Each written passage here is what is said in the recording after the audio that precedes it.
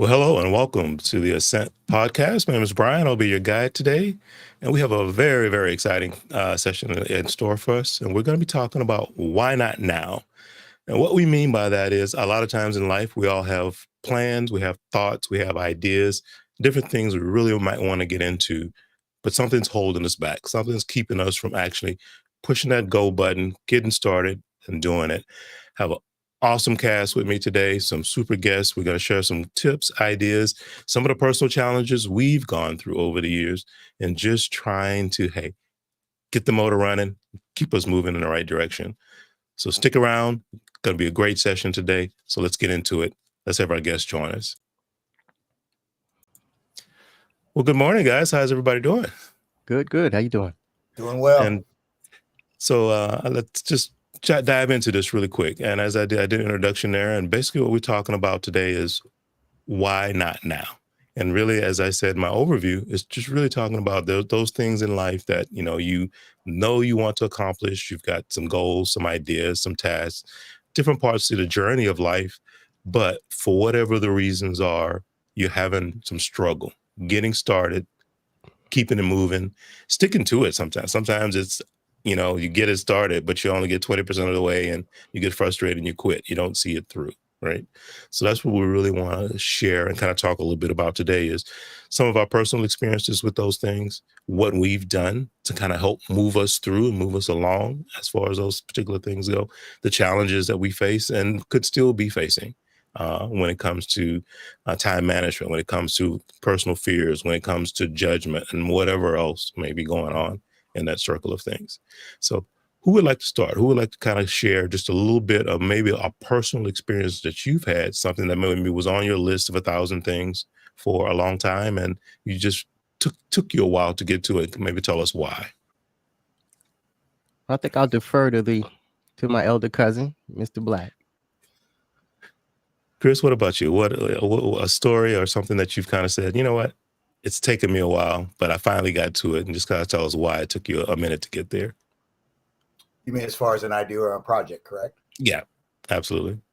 Well, honestly, I mean, if I'm being honest, I'm kind of in the midst of that right now.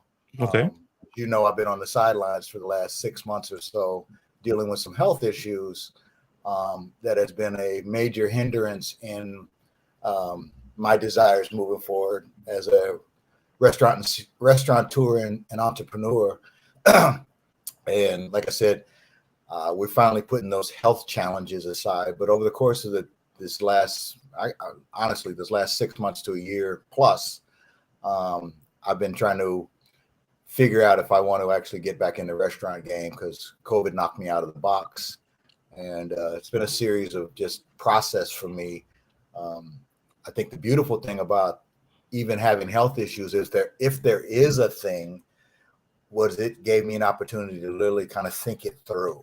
I mean, me going into the restaurant game again, this is not my first, as you know, I had a restaurant for 15 years. And it was kind of easy when I first started because I bought an existing business and we basically shaped it into what we wanted it to be. Now through this whole process and years of growth and knowing what works and what doesn't work, or believing I know what works and what doesn't work, I've been able to decide how I want to approach this thing. Matter of fact, I think I told you this the other night, Brian. We were talking, and Tom, I think you know this from our trip together. My realtor I found a space that I like that I've been looking at I've been looking at since 2020. Mm-hmm. And the space is, for me, it's the perfect space. If I'm going to do what I want to do, that space is now available. And the landlords or property managers have met me before. And from the conversation and that I've gotten, they're eager to get me to they want to give me this space. And my reality now is I'd like to do this space, but I also need to figure out how I'm going to do this space. Because one of the things I've learned as an entrepreneur is I'm trying to get as little of my money involved as possible and see if I can get somebody else's money involved and just do what I do. You know what I mean? So yep. That's kind of the point I'm at right now. And I'm one thing about entrepreneurial endeavors is there has to be some discipline in the program, how you operate.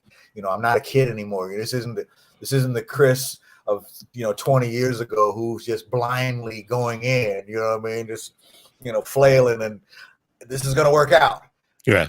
I've got a lot of history behind me. I got a lot of data, and I believe in my heart of hearts, I know what will work and I know what doesn't work. And more importantly, as we'll probably get into this moving forward, these topics we have today, is that how risk tolerant are you? Right. How risk averse are you? And in my case, it's knowing what I know and the experiences I've had. You just you tighten it up a little bit, and I'm gaining momentum with my desire to get this project off. I'm at the I'm on.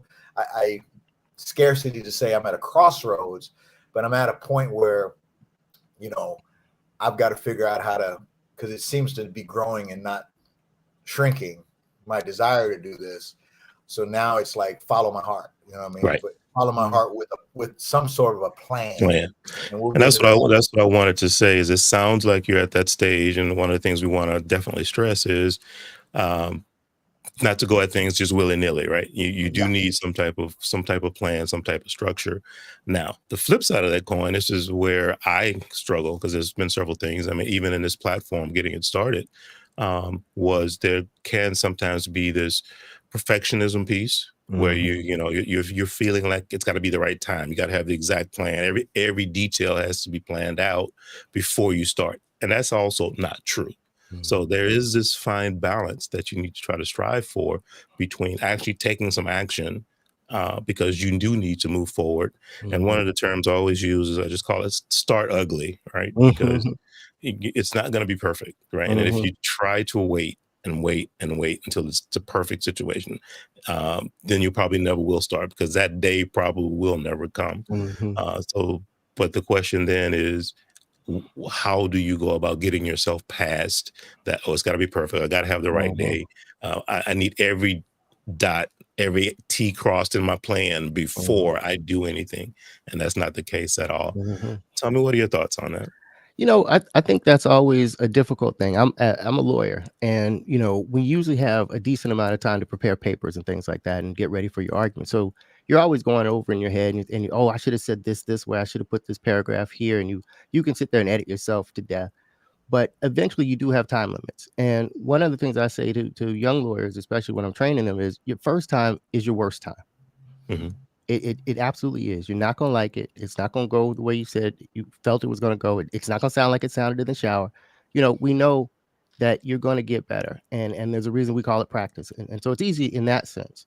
The other thing that I think helps me anyway, and I am not a perfectionist in that sense, but I will delay and find ways to procrastinate, is keeping a good community around me and good people talking to me. And I try to tell people what I'm up to, so then that they ask me about it. So then if I know they're going to ask me about it again, I have to report something. Now I'm arrogant enough. Sometimes I don't mind saying, no, I didn't do shit and that's it. But sometimes it does help to say, okay, the next time I see so-and-so, they're going to ask me how it's going. So I'd like to be able to say it's going.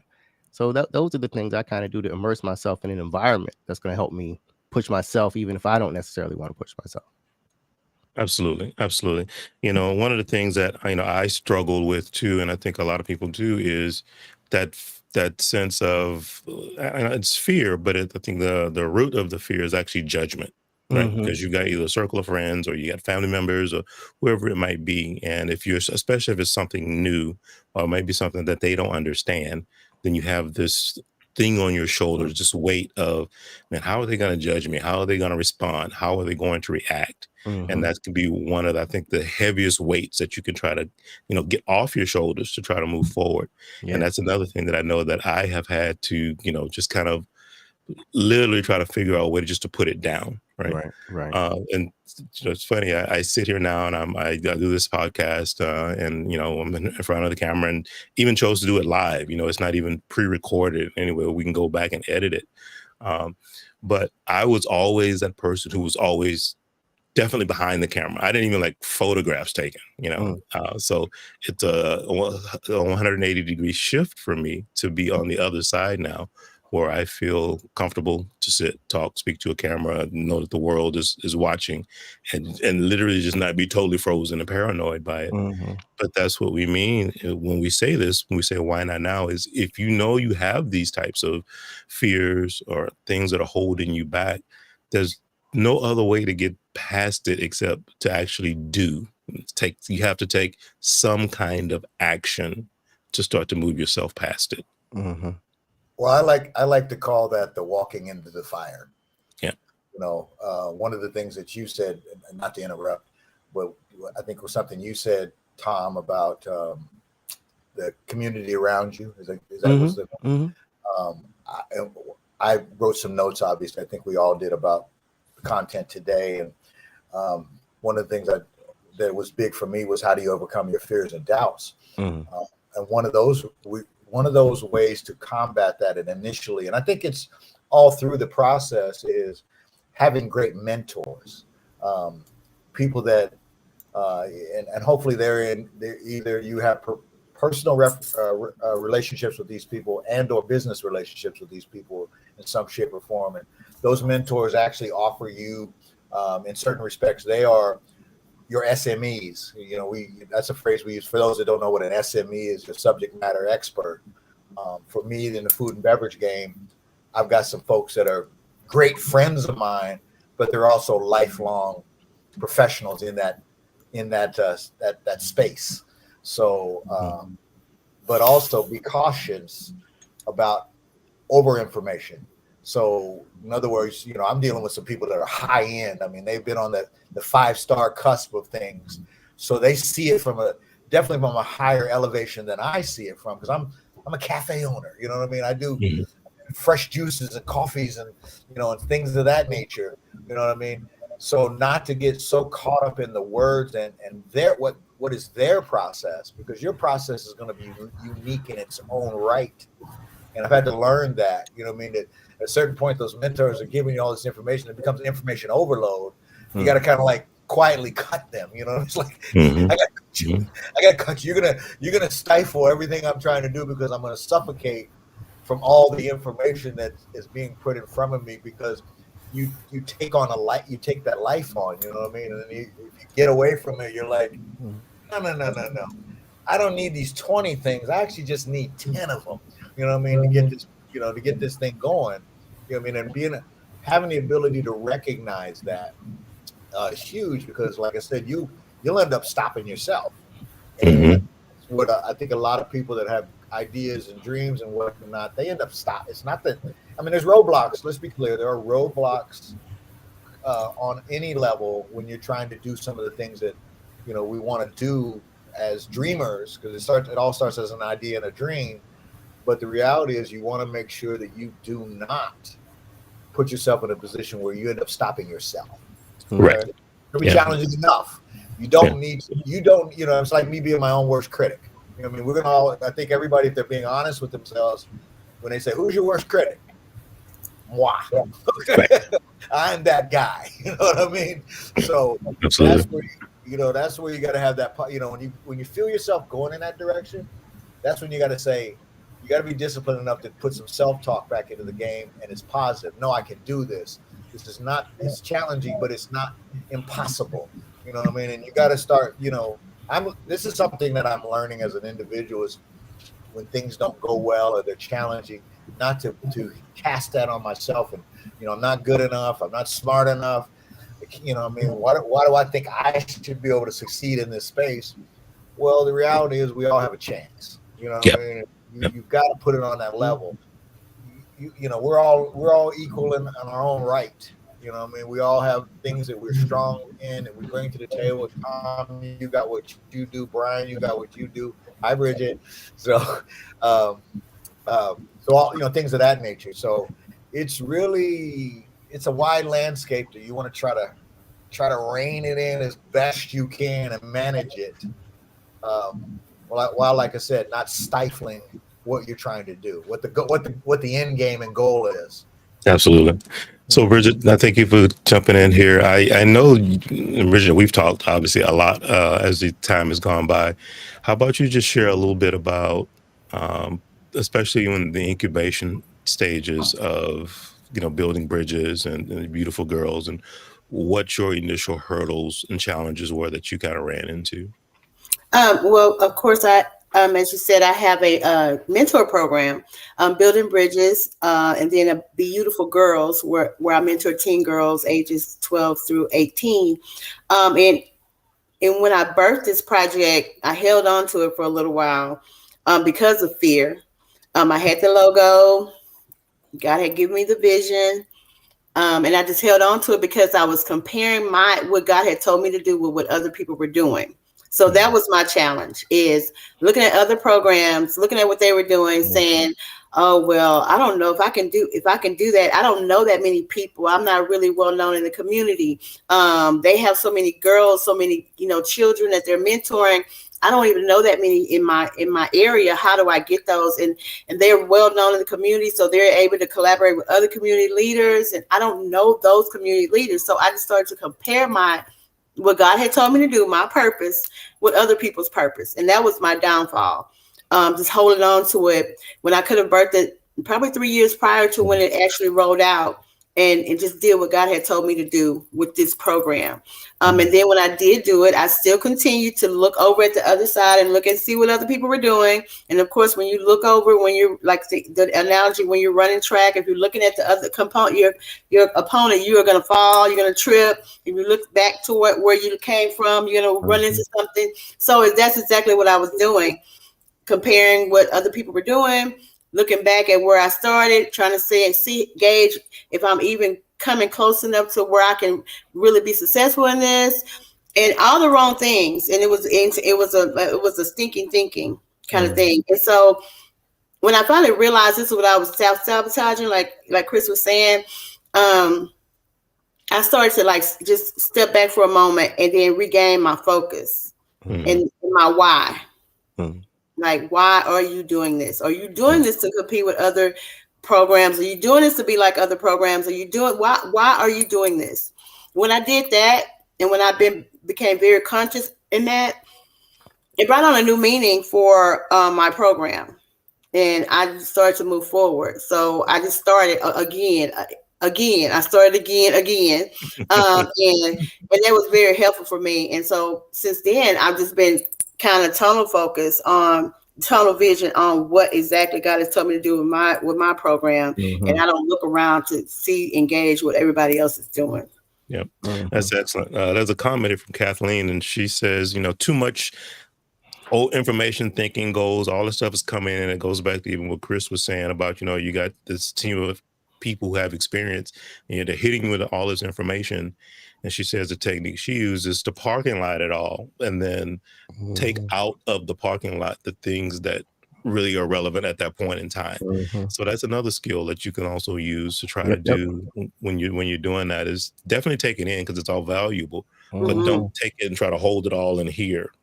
Put it somewhere, then pull the pieces as you need it. Yes, that's overwhelming. That's very overwhelming. Kathleen's actually a friend of mine, and we work together at the law department. So I know from experience that we both use that technique. My problem is that my parking lot ends up looking like an amusement park, just full. No cars moving, nobody going anywhere, just half an idea everywhere.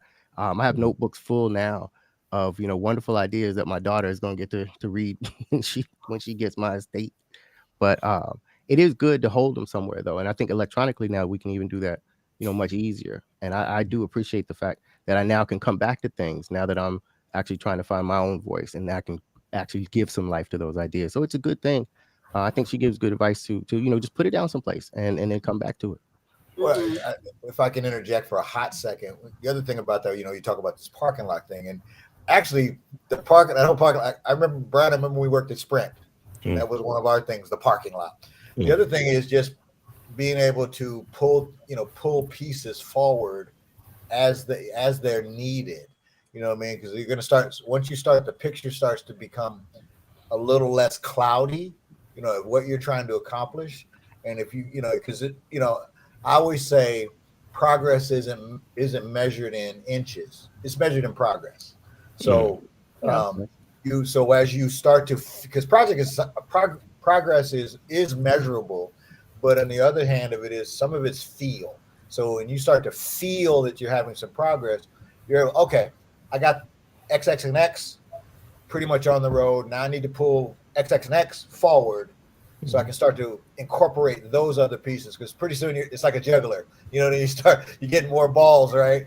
And the whole idea is it's creating a comfort level that you can operate and building. Also, what I like to say is building momentum towards your project, and that's huge. I think that is such an underrated thing.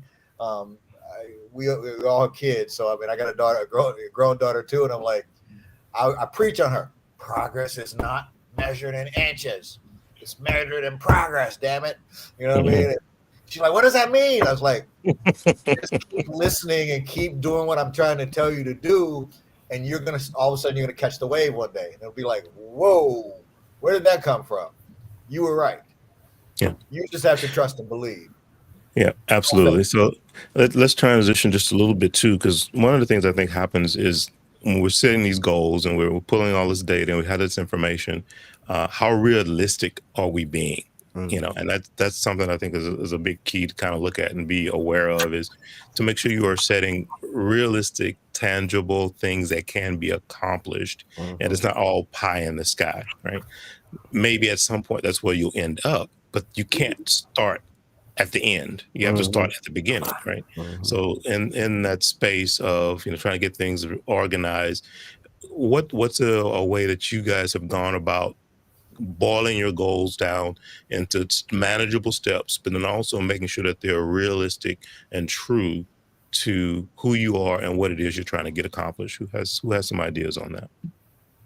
I'll say for me, I had to be intentional about my timeline, because I started to extend my schedule. I mean, I had these big plans. I knew how I was going to execute it into action, but my timeline got so crunched till I got overwhelmed and started feeling more burdened than excited about what I was tasked to do. So for me, I just had to be realistic about my timeline and how long it would take to do this, then my next step, and then my next step, because I was crunching my time.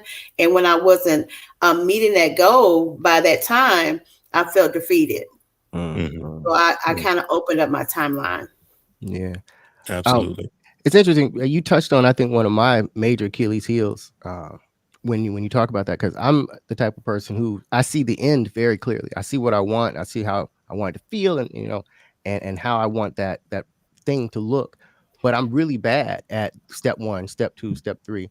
And so one of the things that I've had to do throughout my career, and also even recently, is just talk to smarter people who've already done a lot of what I'm doing before, and listen to them.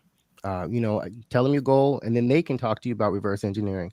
I've started my own company now, and the guy who's been kind of my mentor and advising me about it, I've said, "Oh, I want to do this," and he said, "Well, did you have this? Do you have that? Do you have that?" And I'm like, "Oh, no, I just wanted it to be done," And so he's been bringing me along, and my team is always the people.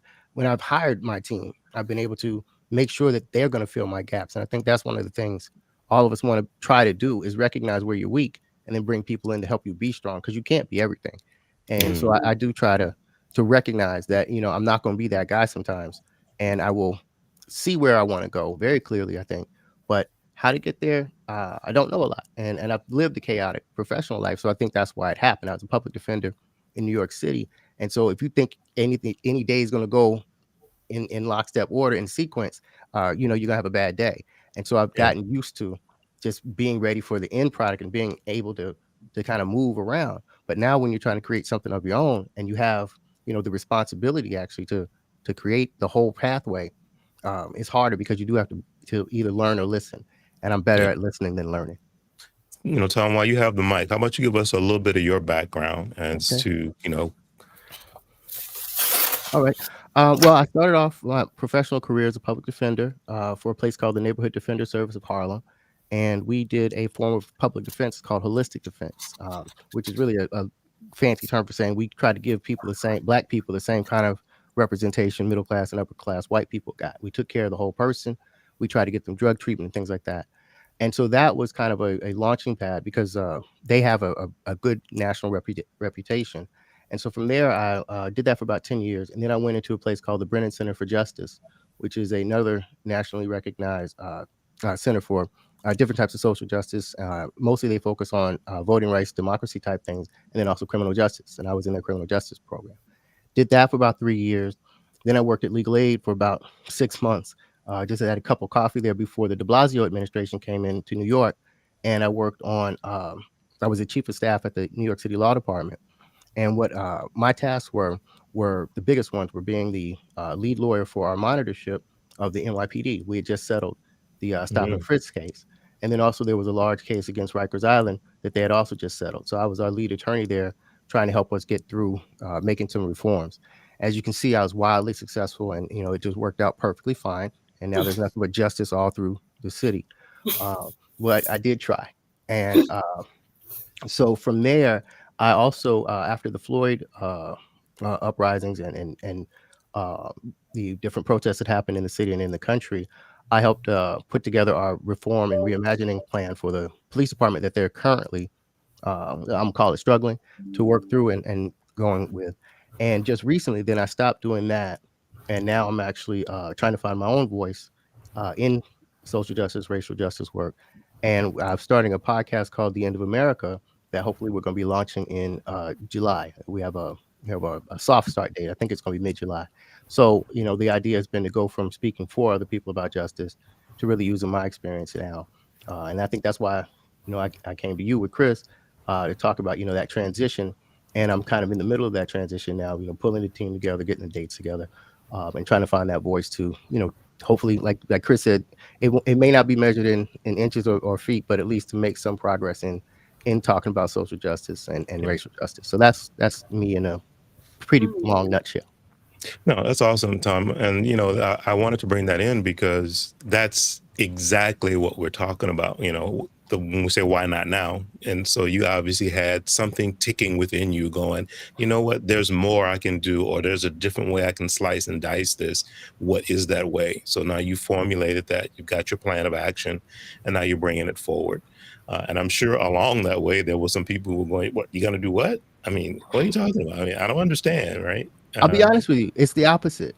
Really? I've had, for the last 10 years, I've had people saying, why don't you do a podcast? Why are you not writing? Why are you still here? I mean, really. Why are you still here? Seriously. It'd been like, this ain't working. Why are you here? Right? Why are you? Because I just go off. I'm mad about something. And they said, why don't you use your own voice? So I've actually, this is me not listening to people more than anything else to take it this long. I think I'm kind of like Bridget, but I let the self-sabotage, hold me back for a while. I would say, I'm going to do a little bit of this. I'm going to keep trying this way. It wasn't working, but I kept going. And then finally, you get to the point where you get a little bit pushed out of the nest and you decide to jump. But yeah, no, people have been telling me that I should have been, trying to make my own way for at least a decade now. And I'm just finally catching up to them. Awesome. Thanks for sharing that. Now, and that's exactly what we're referring to here is sometimes the writing is, as I said, on the wall, but you have to still latch onto it, right? And then parse it out for what pieces of it make sense to you and that are relevant to you, and then be able to pull that into some type of action plan, something that's written, something that's documented, and don't fall into that trap, which we all do, is what Bridget was referring to earlier, of it's not moving fast enough. I'm not having the success that I wanted in the time that I thought I was going to have it. All those different things. As Chris said a moment ago, measure the progress and the fact that there is progress. Try to remain in the moment and not get ahead of yourself is, I think, a key component to it. So what else do we want to talk about? And I think one of the other challenges that kind of transitions to what I'm just referring to is staying motivated, right? From a focus standpoint. Can be a challenge too, because again, if it's not moving at the pace, or you're not having the success, or COVID hits, as Chris was talking about earlier, and that had a huge impact on him being able to keep his restaurant doors open. How do you restart that engine? And then once you get it restarted, keep that engine running from a motivation standpoint. What are some of the things that you guys have done in the past that have really helped you keep that focus and keep moving forward? Well, I would say for me, building a team around me.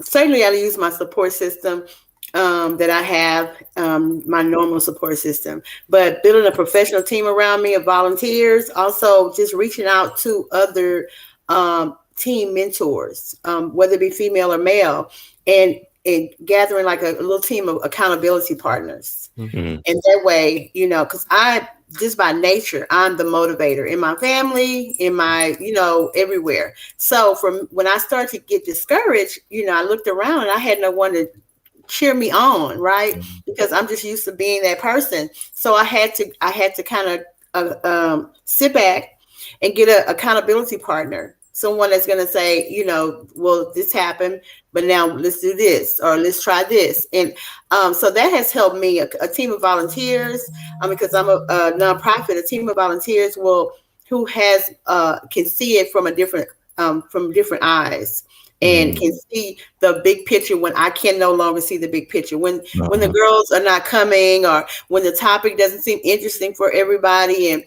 and I get discouraged, I have a team of volunteers that can see what I can't see. Oh no, they were interested. Oh no, I saw this, and to encourage me. So that is one way that I stay motivated. Another way is I keep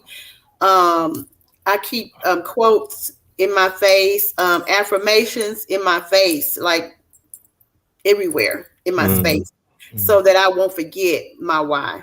I won't forget why I chose this and why I'm on this path. Right.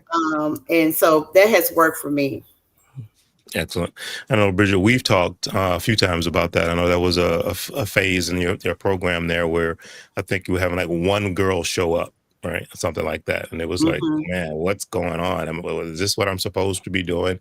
So you start to question at so many different levels what it is you're doing, why you're doing it. As you said, you have to get back to the why of it. And then also having those support people, that peer group.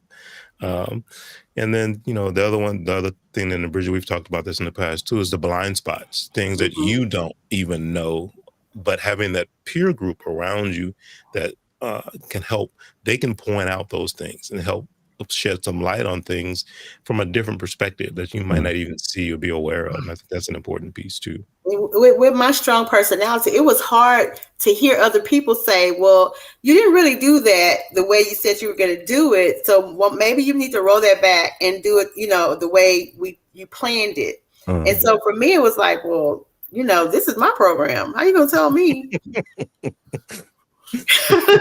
I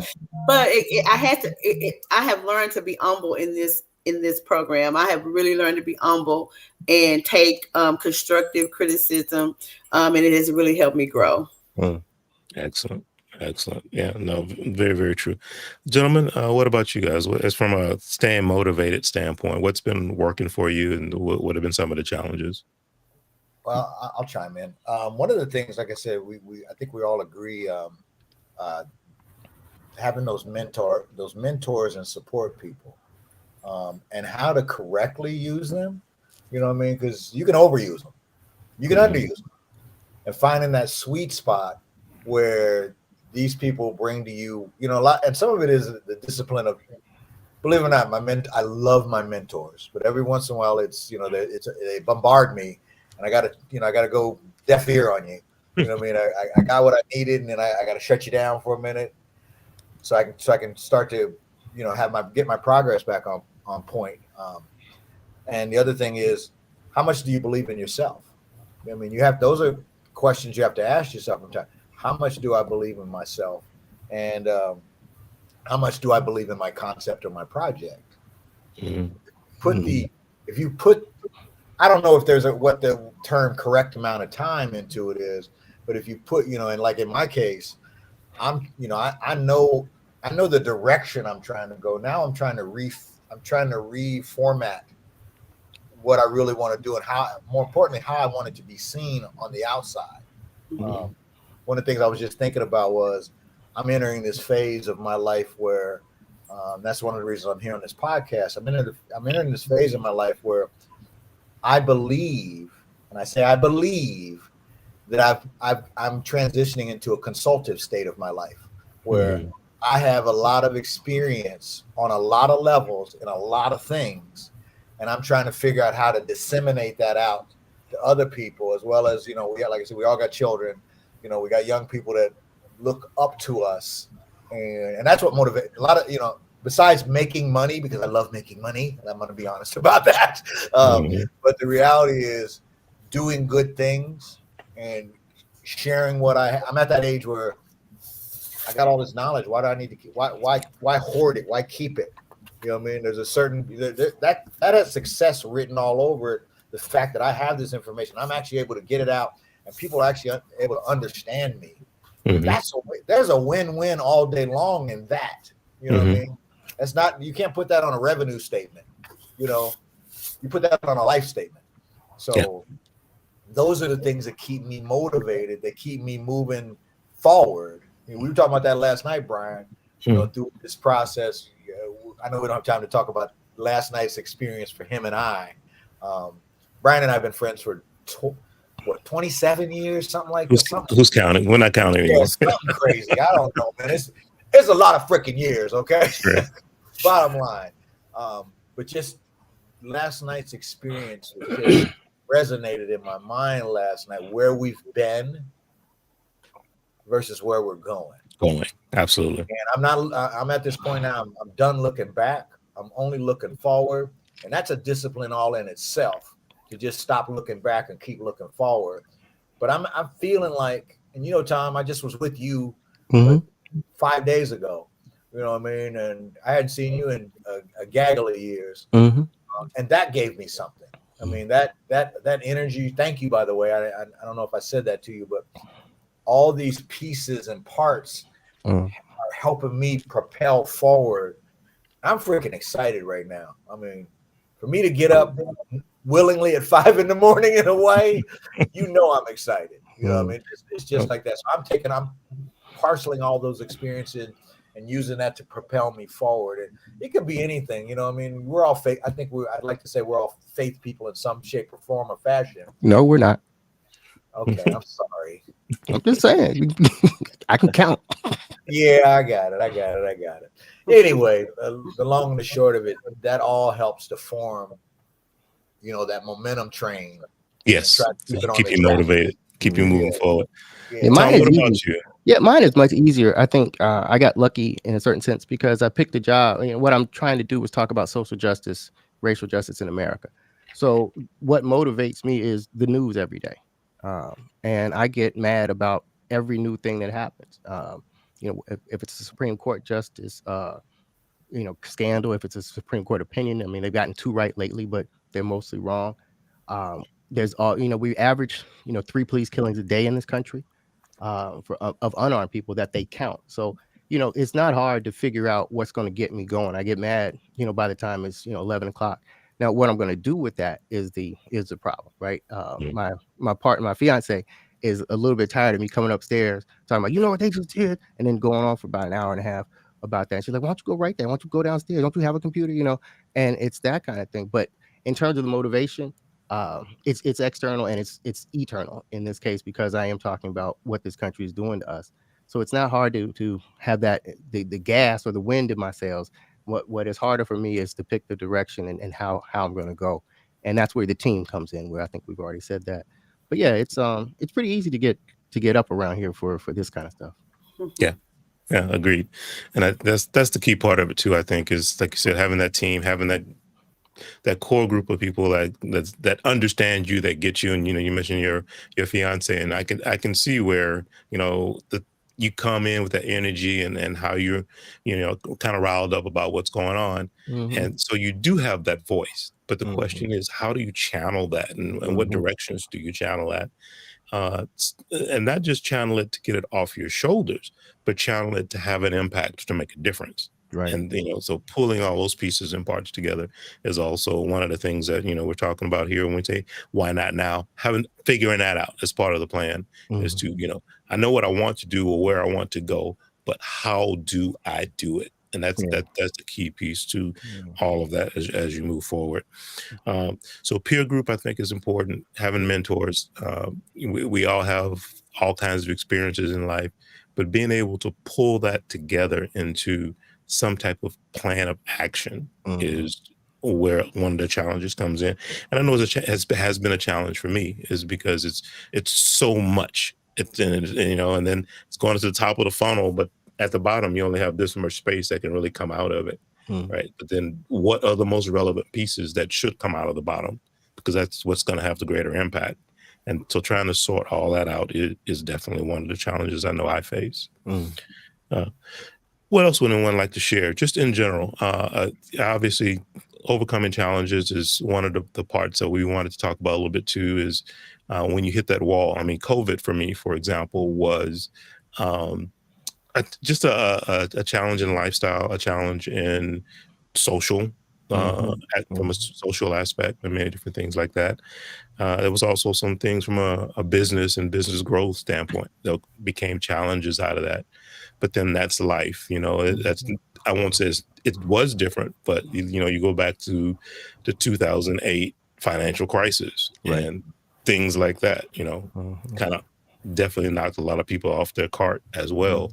So those are the things that are going to happen in life. What are some of the mechanisms and triggers or different systems that maybe you put into place to deal with those types of challenges when they happen?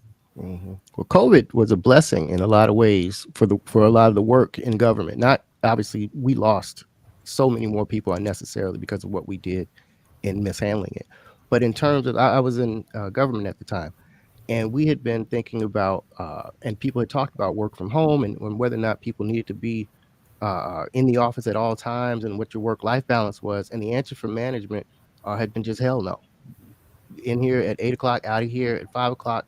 That's what it has to be. We'll collapse if you're not here. That everything will stop. And then of course COVID came, and we all had to go home. And the city didn't collapse. We didn't all die. We didn't. People didn't start stealing hours from the office. Willy nilly. And we found out that you could live a different way. And now you're seeing, I think, some of that pullback, because I think some more conservative forces in our city are trying to bring people back to work more than they want to, and so a lot of people are leaving. But it taught us that there was a different paradigm that we could live under, and it taught us, that we could manage to actually interact with each other. It's not the same; it doesn't replace human interaction, but it can support it. I've taught 4 classes now virtually and 4 classes in person. They're different. We watch movies and we can chat with each other, and kids who never speak in class are in the chats all over the place, right? And so they're getting something out of this that they wouldn't get in class. And so I think what it taught me, and it gave me even more ground as an advocate, is to talk to people about frameworks that they thought they couldn't challenge before. Now I can say to you, you thought you couldn't do this, but now you do this all the time. You thought you couldn't be out of the office. So I talked to management, right? And you thought that the world had to look this way. Now you lived another way. And so you can't tell me when I tell you, to talk about reparations, oh, we can't do that. Yes, you can. You just have to think about it differently. So I think in that sense, I shouldn't have started off with COVID with this blessing. That's a terrible quote. But what it did, though, was teach us that we can live a different way. And I think the lesson that we could bring out of that, if we do take the good lessons out of it, is that we can do better by each other. I wonder if we will actually figure that out entirely, but it's there for us to know. Absolutely. While this is not a podcast about COVID, I will say that for me as well, it opened my eyes to what my program was really about. And the setback was that we couldn't gather anymore. And so just talking about COVID, we couldn't gather anymore. But what happened was, and I mentor teen girls, so it's hard to get them in one space and agree on one thing. But what I had the chance to do is individually mentor virtually.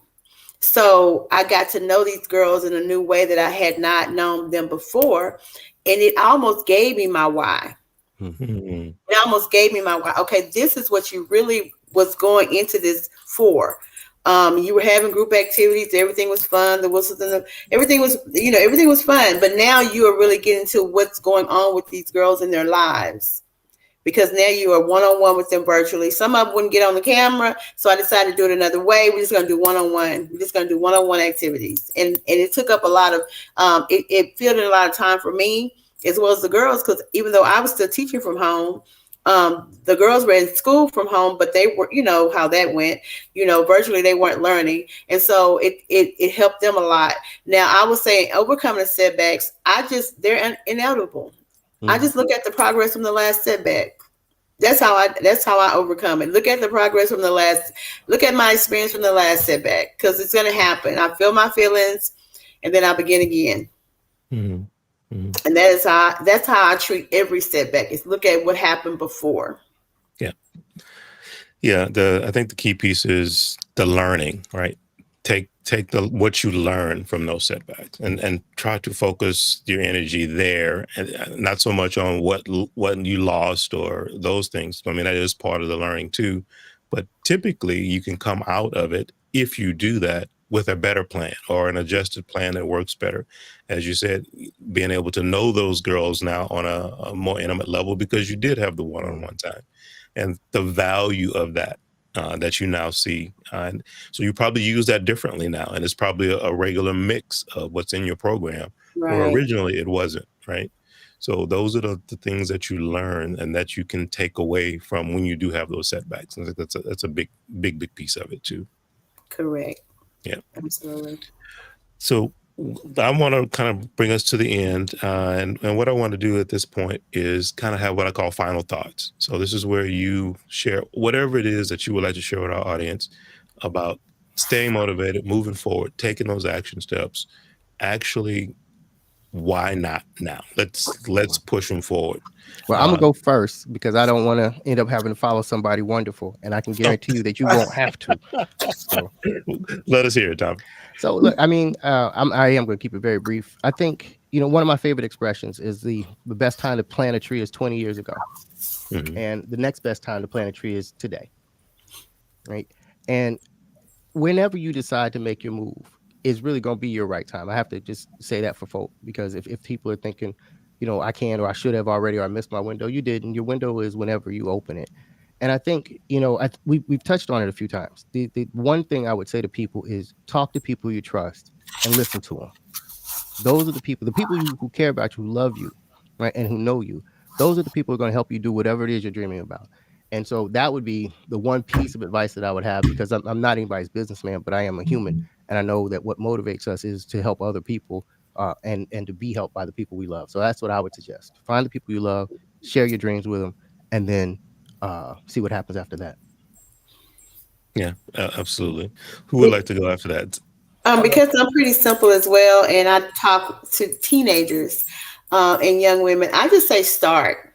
Start late, start over, start scared, start alone. Just start. Hmm. Absolutely.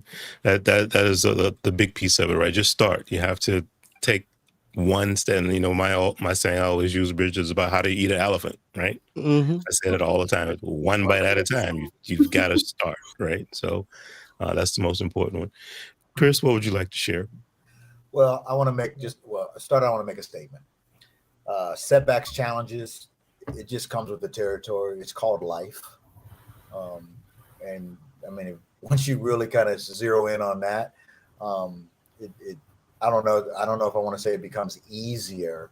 One of my go-tos is resiliency.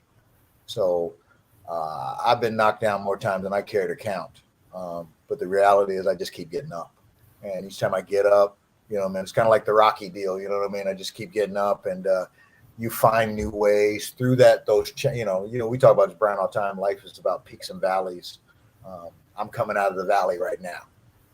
And my time in the valley was very beneficial for this time around. It's that one time I can say, okay, I learned a lot being in the valley. And now I'm ready to take what I learned and come back out of the valley. And this is that part where, like I say, how much do you believe in yourself? How much do you believe in your project or your dream or your goal or whatever it is? And what I also want to say is operating in the entrepreneurial space requires more than just smarts. It's part luck. You know what I mean? It's part dedication. It's part really believing in where you're trying to go. Even though there are times in the day and through the course of this journey where that self-doubt creeps in, like, can I do this? You know what I mean? The reality is, yes, you can do this. You know, plans sometimes, you know, they say sometimes you're only as good as your plan. Well, sometimes it's not even about the plan. You're only as good as what you have inside you, and your ability to just keep soldiering on. You know what I mean? That's very key. You know what I mean? I'm becoming one of my own biggest cheerleaders. So I cheer, you know, I'm learning how to cheerlead me on. You know what I mean? I'm in the mirror. I'm like, you can do this, bro. You know what I mean? You just, you know, you can do this. So just doing that, you know, like I said, I not only do I give other people advice, I give myself advice. You know what I mean? I save some of the best of it for myself. You know what I mean? You can't give it all away. You got to actually take it in and, you know, use it for your good. So, you know, never forget this is the part where you become a little selfish. Never forget who is the most important person in this equation, and that is you. Right. So. Yeah, absolutely. So I want to wrap up with sharing it this way. What, for me, it's people. And when I say people, call it peers, call it your support group, call it, as Bridget said earlier, your accountability partner, whoever it might be. But having groups of kind of conversations with people like the guys that I have here right now in front of me are key for me. And I think that's one of the things that to be aware of is the peer group that you set yourself up with. And what I mean by that is this, and there's it's not really a quote, but basically it says that if you hang out with 3 people who are either billionaires, entrepreneurs, wealthy, whatever it might be, you will be the 4th. If you hang out with 3 idiots, and you will be the 4th, right? So it's about peer group. And obviously it's not a literal thing, doesn't mean you will become rich. But what I'm saying with that is, if you have a certain vision and you want to see yourself in a certain light and in a certain place, you do have to kind of seek an environment that's conducive to that, to put yourself in a peer group and in a circle and in a light that's shining in that particular direction. So if there's anything that I would want to share, would be that be very aware and be conscious of the peer group, the people, the circle that you choose to put yourself in, because that is going to be a great, great influence on who you are, who you become, your thought process, and many, many other things. So that's the last thing I really would like to share as far as how to move it and how to move your way forward, as far as getting it done and starting now. Starting ugly, as Bridget said, just start, whatever that takes. But start with some guidance and start with a group of people that will support you, as Tommy said, and that understand and know who you are and care that about you and what it is you're trying to get done. Absolutely. Yeah. 100%. 100%. 100%. So, folks, I think that's it for today. I want to thank all of you for joining me. Get back to your Saturdays. For all of you online who are watching, thank you for joining us. Happy Father's Day, which is tomorrow, for all of the dads. Happy Father's Day. Yeah, happy Father's Day to all of you. And until next time, which we'll be doing a session on July 1st, will be the next session coming up. So we look forward to seeing you on that. Until then, everyone take care. Be safe. We'll definitely see you soon. Bye now. Keep pushing. 100%. We'll keep stepping forward, right?